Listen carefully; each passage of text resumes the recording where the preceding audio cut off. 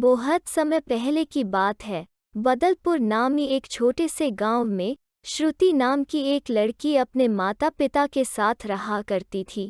श्रुति के पिता रामू गांव के बाजार में सब्जी की दुकान चलाते थे, जबकि श्रुति की मां लक्ष्मी लोगों के घरों में काम करती थी। श्रुति के पिता श्रुति से शुरू से ही सख्त नफरत करते थे, क्योंकि रामू की शुरू से ख्वाहिश थी कि उसका बेटा हो, मगर यहाँ तो रामू की बेटी होगी। और क्योंकि श्रुति दिखने में प्यारी नहीं थी, इसीलिए रामू की नफरत श्रुति के लिए मज़ीद बढ़ गई और उसने उसी समय ठान लिया कि उसी अब श्रुति की जिंदगी जहन्नुम बनानी है। जबकि इसके बरक्स लक्ष्मी अपनी बेटी श्रुति से बेहद प्यार करती थी और उसके बस में जो हो सकता था वो अपनी बेटी के लिए करती थी। मगर क्योंकि अब धीरे धीरे महंगाई बढ़ रही थी, लक्ष्मी के लिए श्रुति को पढ़ाना मुश्किल हो गया था।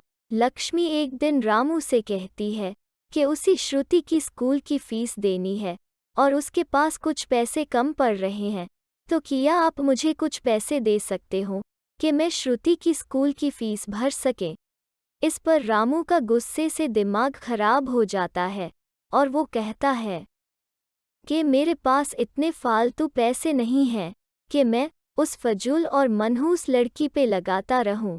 अगर पैसे नहीं हैं तो कोई ज़रूरत नहीं स्कूल जाने की, और वैसे भी पढ़ लिख के उसने कौन सा कोई तीर मार लेना है, और ना ही इसकी कोई शक्ल सूरत है जो कोई चार और अमीर लड़का इसे मिलेगा। और इसी बोलो कि अब से काम किया करे, आइंदा से मैं इसके लिए कुछ भी नहीं लाने वाला। इस पर लक्ष्मी कहती है कि आप इस तरह कैसे अपनी बेटी के साथ कर सकते हैं, आखिर वो भी तो आपका खून ही है ना। इस पर रामू को शदीद गुस्सा आता है और वो लक्ष्मी और श्रुति दोनों को